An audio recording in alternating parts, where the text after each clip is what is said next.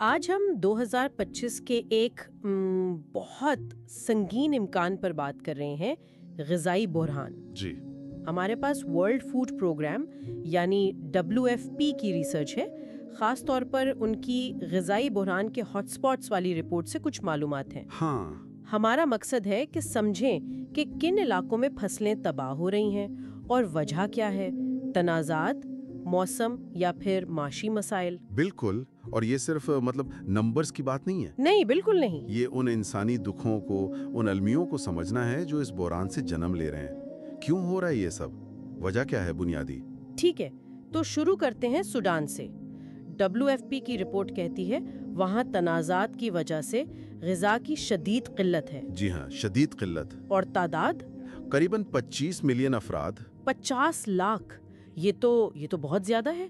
वहाँ तनाज़ात किस तरह फसलों को तबाह कर रहे हैं? देखिए, सूडान में सूरत हाल इंतहाई अफसोसनाक है। जो तनाज़ा चल रहा है उसने ना सिर्फ खेती बाड़ी को डायरेक्ट नुकसान पहुंचाया है, लोग अपने खेतों तक जा ही नहीं सकते।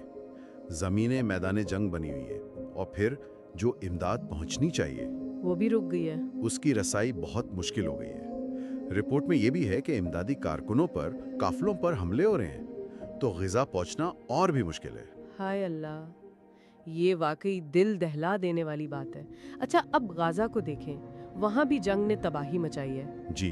WFP कहती है कि 2.1 मिलियन लोग शदीद ग़िज़ाई अदम तहफ़्फ़ुज़ का शिकार हैं। ज़राती ज़मीन का क्या हुआ वहाँ? गाजा में तो असल में पूरा ज़राती इंफ्रास्ट्रक्चर तबाह हो गया है। फसलें बर्बाद हैं, ग्रीन हाउसेज, खेत, पानी का निज़ाम, सबको शदीद नुकसान पहुँचा है। फिर जंग और सख्त नाकाबंदियाँ, इसकी वजह से ना तो कुछ पैदा हो पा रहा है, ना बाहर से इमदाद आ पा रही है ठीक से, और लोगों की खरीदने की ताकत भी वो भी ख़त्म हो गई है। वो भी ख़त्म होती जा रही है। बिल्कुल।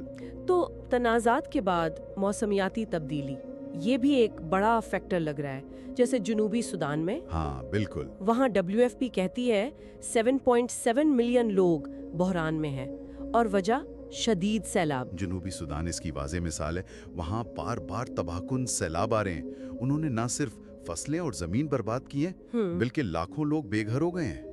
अब जब लोग अपने घर जमीन छोड़ते हैं तो उनकी ग़िज़ा तक रसाई वो कैसे होगी, पैदावारी सलाहियत कैसे होगी? सही बात है। वो तो सब खत्म हो जाता है। जी, ये एक मुस्तकिल बहरान बन गया है वहाँ। और कुछ जगहों पर अलग मसाइल हैं, जैसे हेटी में गैंग तशद्दुद, वो ग़िज़ा की किल्लत बढ़ा रहा है।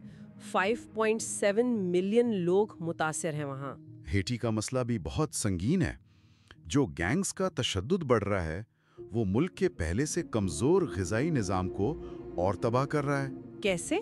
किसानों पर क्या असर है? होता क्या है कि किसान अपने खेतों तक जाने से डरते हैं, मार्केटें बंद हो जाती हैं, ट्रांसपोर्ट के रास्ते महफूज नहीं, तो पैदावार भी मुतासिर, और जो थोड़ी बहुत ग़िज़ा है उसकी तकसीम भी। और कीमतों में इजाफा, आम आदमी की पहुंच से बाहर होती जा रही है ग़िज़ा। और ये लिस्ट ये तो ख़त्म ही नहीं हो रही। रिपोर्ट में Mali, Yemen, Syria, Congo, Burkina Faso, Chad, इन सब मुल्कों का जिक्र है। जी हाँ। कहीं तनाज़ात, कहीं खुश्क साली जैसे मौसमियाती असरात, कहीं माशी झटके, सब मिलकर लाखों लोगों को भूखा रख रहे हैं। हर जगह अलग कहानी, पर नतीजा वही है। बिल्कुल दुरुस्त। जब हम इन सब हॉटस्पॉट्स को देखते हैं ना, तो एक पैटर्न नजर आता है। क्या पैटर्न?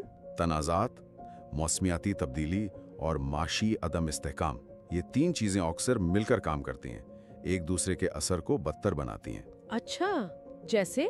मसलन तनाज़ा मुल्क की माइशत को कमज़ोर करता है। फिर अगर कोई मौसमियाती झटका आता है, जैसे सैलाब या खुश्क साली, तो मुल्क उसका मुकाबला नहीं कर पाता।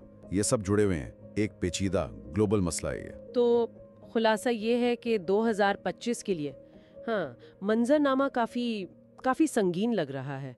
सूडान में 25 मिलियन लोग, गजा में जंग, जनूबी सूडान में सैलाब, हेटी में तशद्दुद, वजूहात अलग पर इंसानी मुश्किलात बढ़ रही हैं। और हमेशा ये याद रखना चाहिए कि इन नंबर्स के पीछे हकीकी इंसान हैं, जिंदगियां हैं, खानदान हैं जो हर रोज इससे लड़ रहे हैं। हाँ, ये सिर्फ अदाद नहीं है, ये इंसानी अलमिया है। इस मसले की गहराई को, इसके इंसानी पहलू को समझना बहुत जरूरी है। ये WFP रिपोर्ट ये एक वार्निंग बेल है, ہمیں یاد دلا رہی ہے کہ غذا کا تحفظ کتنا ضروری ہے اور کتنا نازک بھی ہو سکتا ہے۔ ضروری ہے کہ ہم ان مسائل سے واقف رہیں، سمجھیں کہ کیا ہو رہا ہے۔ جی، اور آخر میں ایک سوال شاید ہم سب کے لیے سوچنے کا کہ ان بڑھتے ہوئے بحرانوں کے سامنے ہماری انفرادی اور ہماری اجتماعی ذمہ داری کیا ہے؟ کیا یہ جانکاری، یہ آگاہی صرف معلومات ہے یا یہ ہمیں کچھ کرنے پر بھی اکسا سکتی ہے؟